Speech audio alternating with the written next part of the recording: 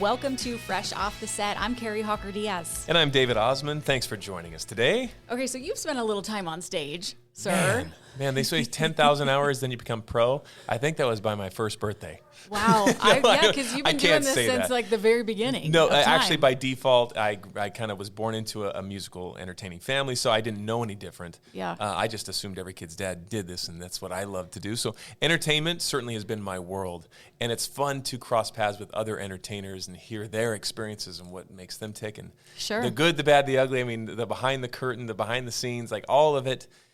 We have more in common than we realize. It's so true. Well, and Seth Stewart, so he was in Hamilton, like the original Hamilton. I feel like that production revolutionized kind of like Broadway because they brought like rap into a whole the new scene, way right? of doing a show. Lin-Manuel Miranda, just brilliant lyricist, producer, creator, obviously took the world by storm with this show. Confession time, to be completely honest, I have never seen it. I actually have had so many opportunities, even doing shows right next door in Broadway, next to the stage door. And I know all the music and everything else. I just haven't even sat down to watch it. And I don't know if that's just me holding off for the maybe the right moment or something. I don't know. What about you? You know, we know the music, right? Like it's just so famous that like when you hear Hamilton, you're like, oh yeah, we know all the songs, we know the music. But I hadn't seen it until recently as well. I feel like I was one of the last. So people. You and I are the last two in the world that have. Okay. Yes. Oh, sweet. Then we're equally paired here. But when I did this interview, or when I found out that I was interviewing Seth, I'm like, I gotta watch it. So I did watch it the night before so I could see it. And Seth is such a powerhouse. I mean, he's a Broadway performer, a mentor, an author, and beyond the stage, so he explored ancient wisdom and survival skills in the forest. Like he just disconnected. That's what I've heard about him, is that he's, obviously out there in the thick of it, on tour, performing most famous shows, but then he knows how to turn it off, like shut off the phone, literally disappear, go off grid, and reconnect on a physical, spiritual, mental health journey. He's got a story that you sat down to talk to him about that I'm anxious to hear and listen to now, because there is a lot of great benefit to being able to just shut that noise off then be in your own space, and then to go out into the forest, the woods, to kind of be resilient that way. He shut it down. Is powerful. This is cool. And can you imagine just we're all busy, right? Just going, and the busyness of the entertainment industry. And then he just wanted to quiet his mind. He literally just went off the grid. He wrote a book about it, and he talks all about it now. So, follow your vision, live your truth. That's the name of it. Yeah. So you got a lot to talk about, I'm sure. Can't wait to hear it. Yeah. Let's give it a listen.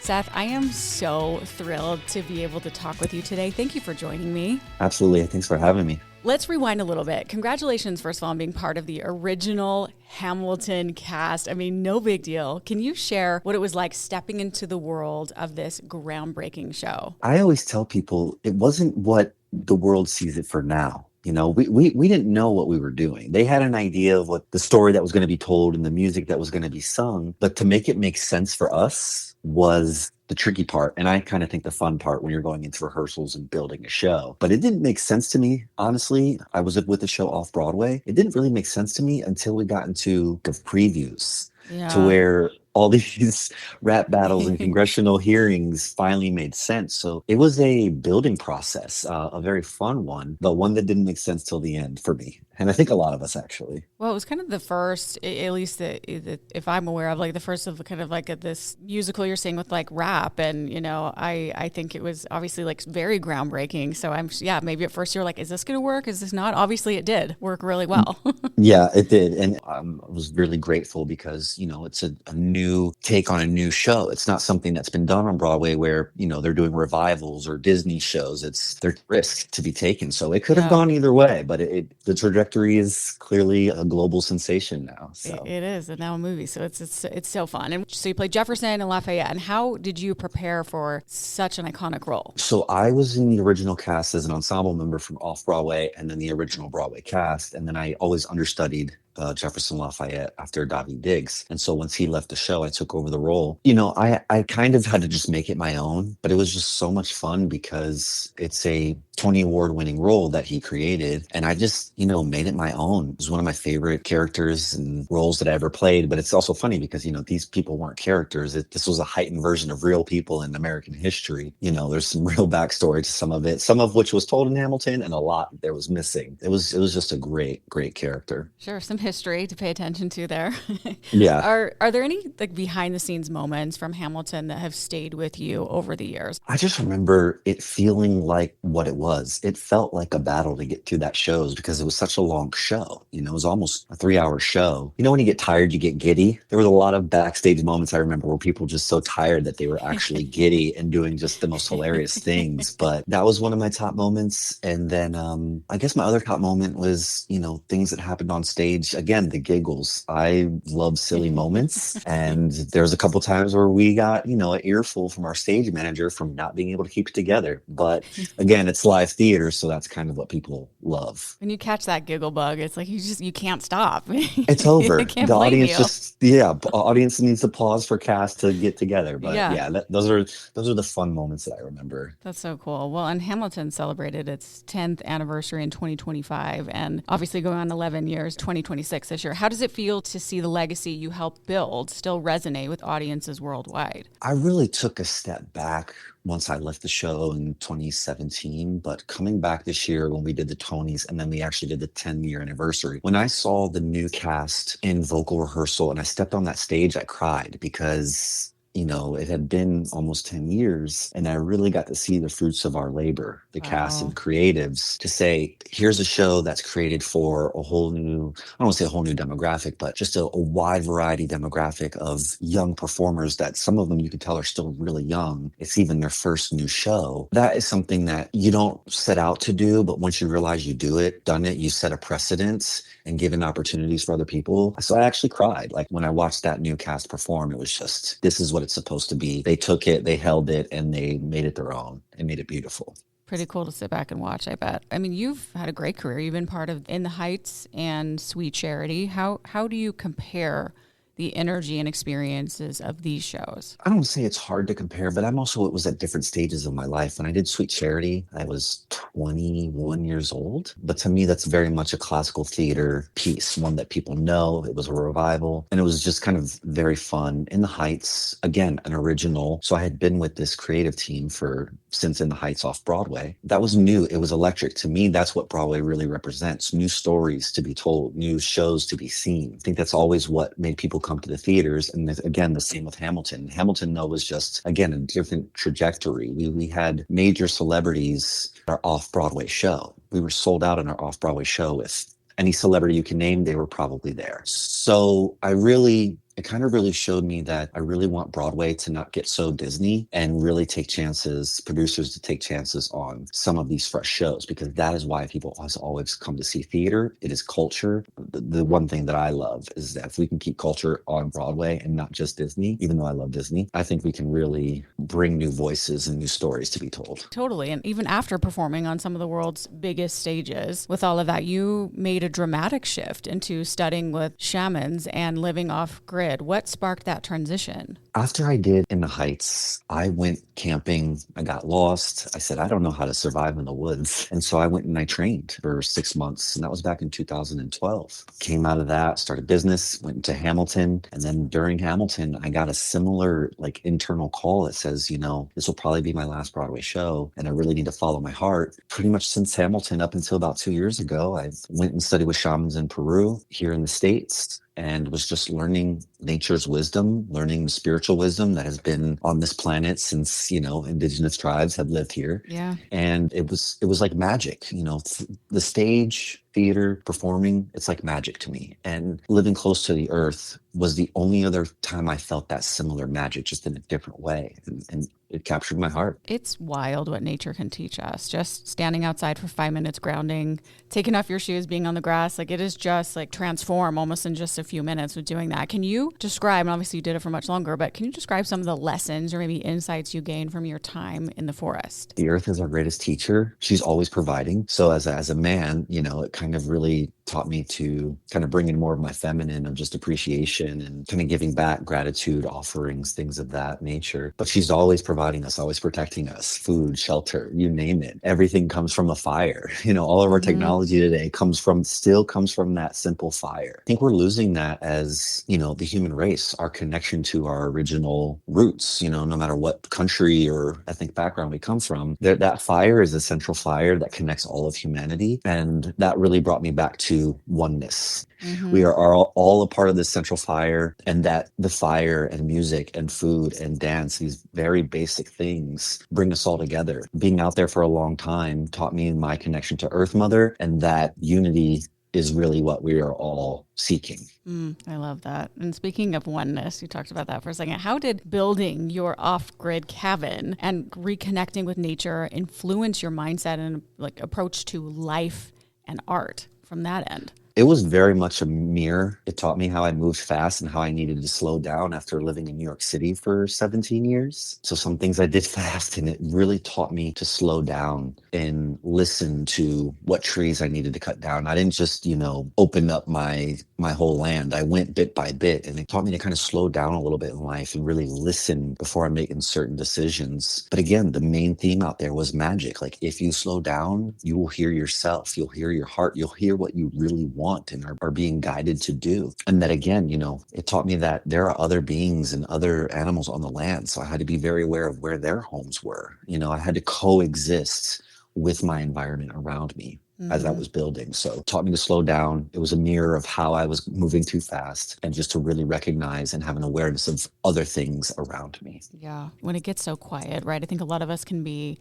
afraid of that silence because we're so used to going. It's deafening sometimes. Yeah, it really is. We're going all the time. Were there any challenges when you were in those moments of silence, or did you have any moments of doubt when you left the stage for the silence of the forest? I didn't, because I felt it. I was backstage when that moment happened, and I knew it was going to be my last Broadway show. And I think I had 3 months left in my contract. So I was already kind of prepped. But again, I was already in years of practice of meditation and prayer before I even, did some of these shows. So I was kind of in my practice silently and didn't really tell anybody. So I was already prepped, and I had things to do on the land. But it was when I was complete with things, nothing else to do physically, that's when I had to rely on meditation and just enjoying the stillness. But sometimes it still got boring, and the silence was deafening. I think we need that. I think we get uncomfortable with that. But I really think, especially for this next generations, they need to understand, and we all need to understand what boredom is again and what silence is. Just my personal opinion.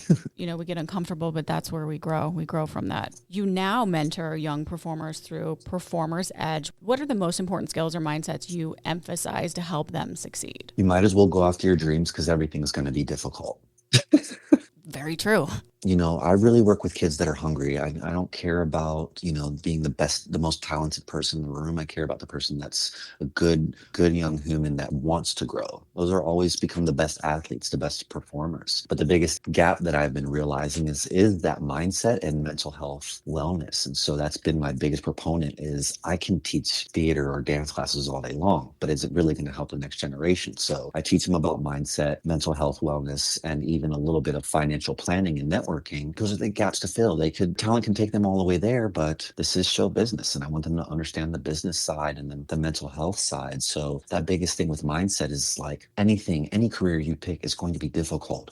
Yeah. But go after it anyways, because you can do something you don't like and it can still be just as difficult. So you might as well go after what you love. Good advice. I really like that. And speaking of that, how do you integrate wellness and mental health? Because we are finally diving into that in the last few years of how important it is. And how do you integrate that into training for elite performances? Whether I'm teaching these kids or I'm, working with anybody else, silence, knowing who you are, taking a moment to breathe and have some form of meditation practice or nature immersion. Those are the top two. Get still as often as you can, even if it's 20 minutes. And then at least once a week, get your butt in those trees, go ground with the earth. That is the simplest medicine. But, also I tell these kids is if you don't have something outside of theater or dance or music, find another hobby that you enjoy that is not determined by if you make it or if you're great at it. I don't care if it's volleyball or pickleball or just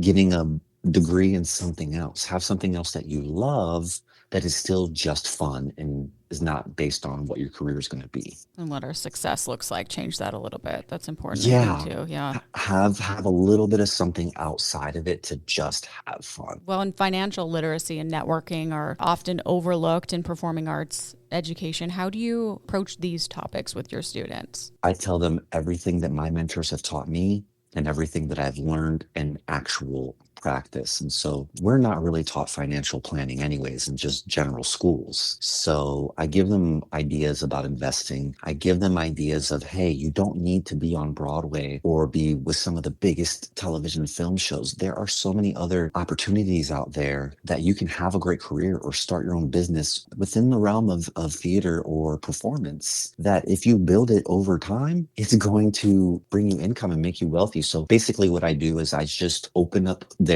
perspective and their awareness of other things around while keeping the biggest stages as the main target. And it's the same with networking. So I say, your network is equal to your net worth. And it's not always about money, but at a certain point, at a certain age, that is a part of the equation. And I just make them aware of some of these things because we're not taught. And again, I want people to do what they love for as long as they can and walk away with something, even if it is a home or an apartment. I don't believe it's all about the material, but I do believe in financial stability, and financial stability does equal mental health in the long run. Sure, to be able to just live and be comfortable. And coming with that, obviously, you're going to make mistakes. What common mistakes do you think that emerging artists make, and how is there any way to avoid them? The biggest mistake is that it's going to happen in the time that they think. So that's why I come back to love and hard work. If you love it, it won't matter how long. Even though it's hard work and you love it, it won't feel like hard work. Everything I've done has never felt like hard work because I loved it. The rehearsal room, I love it as equally as much as I love being on stage. And so if I can teach the next generation, who cares if it's 4 years or 10 years? Who cares if you have to pick up a side job while pursuing your dreams? Once you arrive, you will have so much more gratitude towards it. So that biggest mistake that I've learned, even transitioning into a side sector, I guess you could say, of the performing arts by teaching and coaching, is that I have to be patient when my businesses grow. I have to prepare that it's going to be 4 to 5 years for it to get to the success level that I want it to be at. Right. It's just a patience game. Well, and time's going to pass anyway. Quickly, very fast, a lot faster the older you get. I think with this next question, I think a lot about one of the last songs in Hamilton, going back to that for a second, who lives, who dies, who tells your story. With the story you're telling, you want other people to live their truth, tell their stories. And your new book, Follow Your Vision, Live Your Truth, came out last August. What inspired you to write this, and what can readers expect to take away? That was such a clean transition. I just want to give you hats off, kudos. Well, if anybody didn't catch that connection, come on, I love it. That's professionalism at its greatest. Thank you, Seth. Yeah, I mean, everything I'm tying into, I journal a lot. I also tell my students, and I coach men, and maybe we'll get into that. But I always tell people, you have to journal. You have to know how you're feeling. You have to journal. You even have to journal some of your great experiences. You don't want to forget them. But basically, my book, Follow Your Vision, Live Your Truth, came from, what did I learn from this moment? Or what did I learn from this experience? What does my story tell me about myself? I never wrote a book to put it out into the world. I journaled for me to understand myself, for me to understand my major life questions. And at some point about 7 years ago, I was like, I feel called to write a book, but still for myself. Take all these journal entries, write a book. And it was only till about a year ago, maybe 2, that I was called that I had to put it out publicly and really share that. Following your vision and living your truth. It's going to be uncomfortable sometimes, but what's on the other side of that? Living your dreams, magic, meeting other people that are in alignment with you. And so the world's going to pull us in all these different directions. Some are distractions. We're going to get caught up in that sometimes. But if we always come back to our heart, if we always come back to doing what we love, always leads to us being fulfilled, which is what the human spirit really wants, this fulfillment in some part of its life, and potentially making a really good living from doing what you love. But that good living doesn't have a time frame. It usually takes time for that success to happen. And the biggest lesson I've learned from my book and in my life is that you pass away with nothing. You can't take anything. You can leave some stuff behind for your family, maybe, but you take nothing. Acquire what you feel like you need to be comfortable, or then some, but you're gonna pass. And I think that there's beauty in that at some point you got to surrender and let it all go.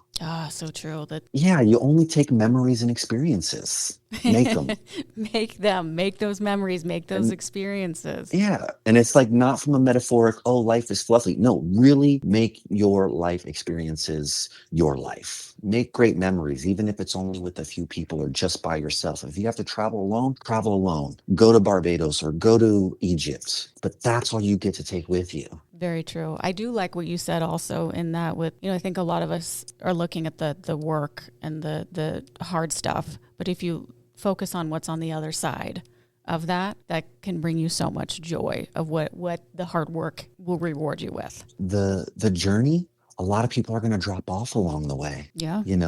And a lot. And I just really know from experience. And again, I still learn from other mentors. I still learn from other people. And everyone says the same thing. The people that are willing to do the marathon eventually are the ones that live their dreams. It's not a finish line. It's arriving to a place where you're living your dreams. And it's still going to be hard. It's still going to ask more of you. Sure. But that's in any art form, any athletics, any business. So I love learning more. I love not being the smartest in the room. I love having to elevate myself, because that is part of what the human soul, the human spirit is here to do, evolve. And help others. And that's what you also and do. Serve others, yes. Okay, tell us more about coaching other men. I started True Kings Academy about 3 years ago because I prayed on it and I said, God, what will be needed of me? And he said, help the men.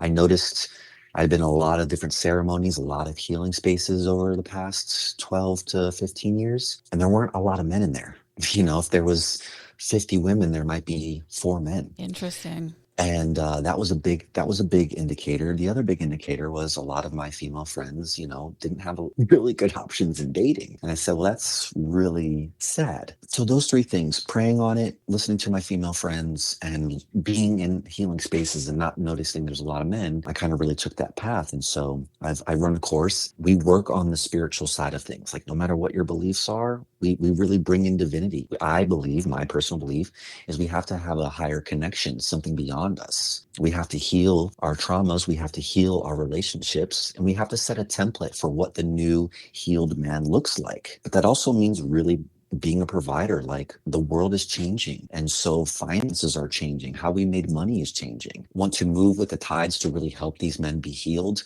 be loving their lives enough to where they're not wanting to commit suicide, but also be great in the relationships. Coming 2026, I'm going to be offering a lot more free workshops, monthly workshops, in-person events. And it's really my call. I mean, there's a lot more men helping other men. And I know the world can't see it, but I see a lot of it underneath, because this is the other thing that I've been studying and working on the past 3 to 4 years. Well, that was my next question, actually, in a world of, we're going through all this change, rapid change. What advice do you have for listeners who are listening right now who they're thinking, I need to live more purposefully and authentic. And how do I do that? Slow down and listen to yourself and pray on it and meditate on it. I believe prayer is something that you send out to the Creator. And that's what's taught in ancient tribes. Your prayer is your request. And sometimes it's not even for yourself. It's to heal the world. It's to heal your sister or whatever. The prayer is a send out. When you meditate and you still your mind and you still your body and you get into your heart, that's when you're a better receiver. Does that make sense? Mm-hmm. So there's the call and the response aspect, prayer and meditation. And programming, like when you wake up in the morning, what kind of life do you want to live? What is a heart-based style life that you want to live? Lastly, to kind of keep it simple, is you're probably going to have a bridge time. What I'm realizing, you're going to have to spend an amount of your time working and making income, because I see it in spiritual community. A lot of people can't even, really take care of themselves well, but they're really connected to God and in their heart, and they're loving people. Then there's people who make good money and are not connected to their heart at all. So there's a bridge. People are going to need to find their heart-based thing, find their service to others, or what they can provide to the world, the greater good, even if it's only providing that to 5 other people. That's fine. But you're going to need to in this ever-changing world, make sure you have an income because things are coming in the next 4 years with AI. I could go on and on. Yep. And it doesn't need to be scary. It's just called adaptability through evolution. And we just need to adapt. I think a lot of us listening are thinking, okay, we meditating and, it sounds like a lot of change. When we introduce stillness into our life and meditation, like you talked about, is that something, if we really only have like an extra 5 minutes in the beginning of our day, can that make a difference? Do you think just the 5 minutes, or someone thinking in their mind, well, that's not even going to help. I'm not even going to try because I just have 5 minutes and that won't be a big deal. In your opinion, is 5 minutes enough? Absolutely. Because sometimes when I wake up at 7 o'clock or 6:30 in the morning, all I have time is 5 minutes.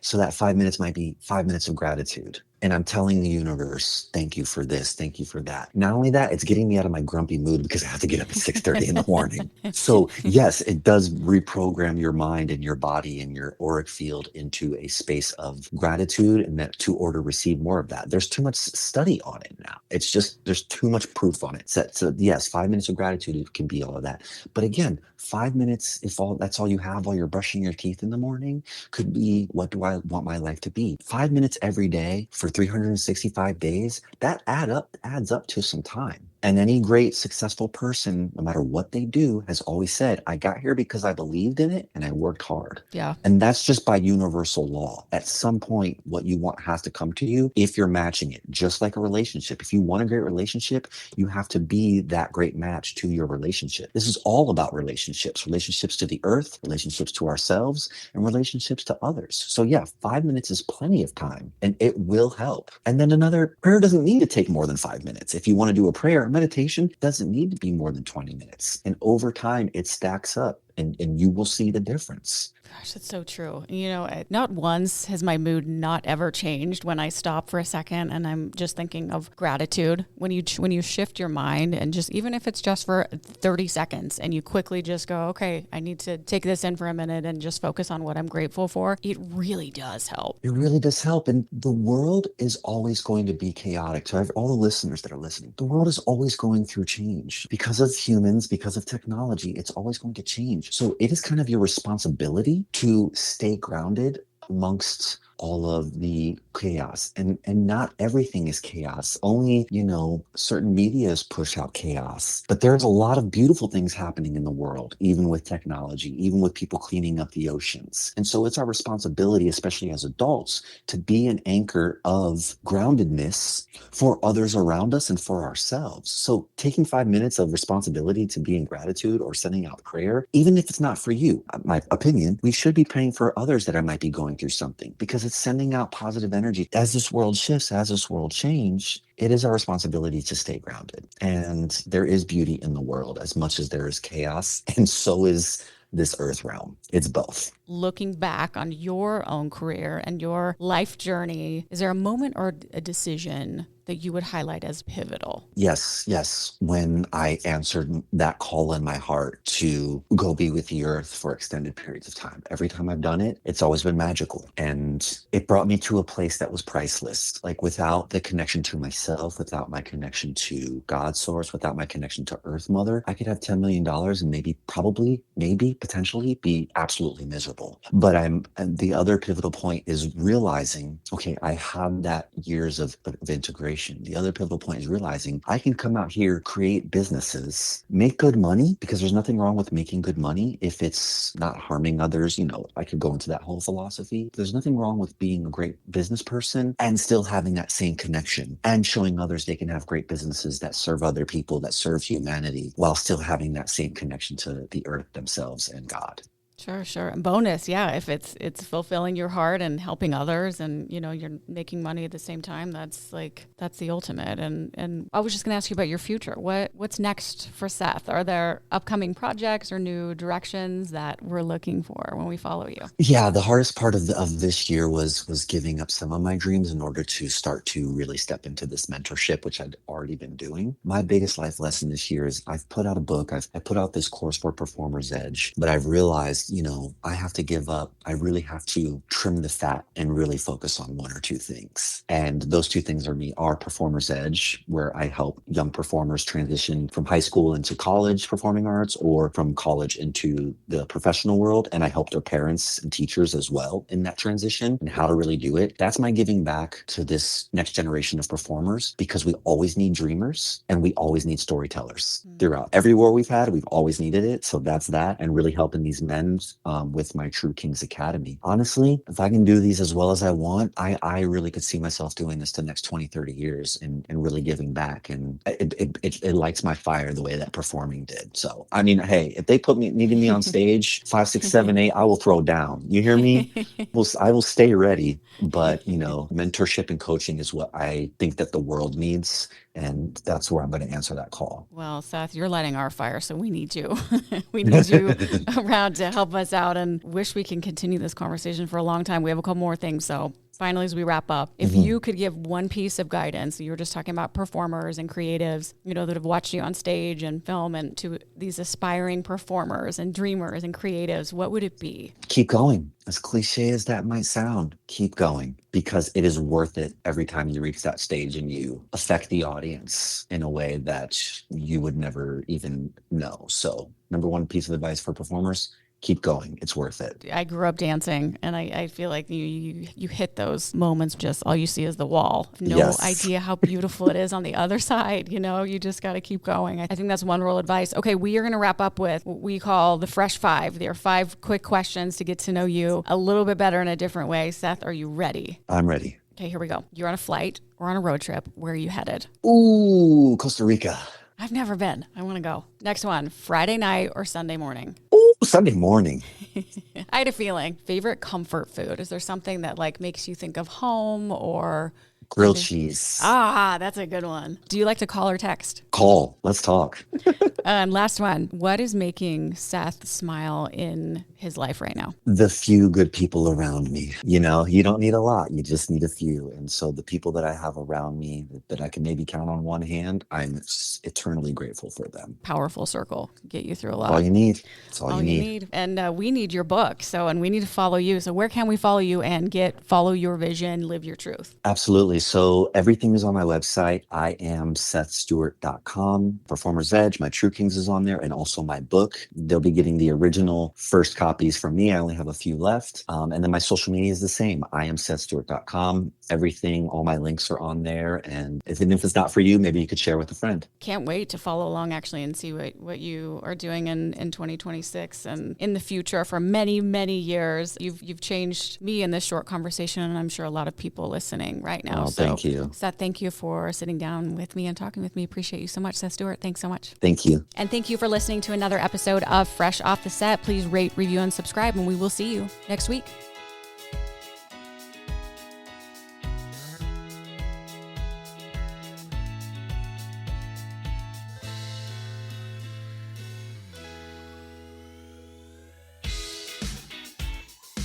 Congrats, you made it to the end. If you want to continue to freshen up your day, you can watch us on Fresh Living every weekday on CBS Channel 2 in Utah at 1 o'clock.